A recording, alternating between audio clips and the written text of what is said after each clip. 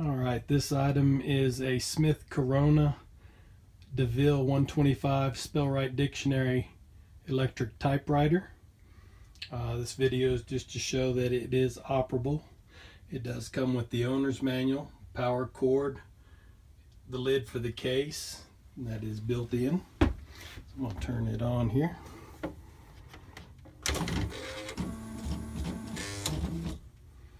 You see we are powered up.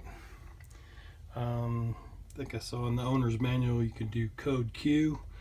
The thing I've noticed is that the ribbon is kind of light, so the ribbon will need to be replaced.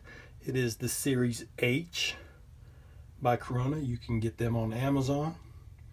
So we're going to do the code Q.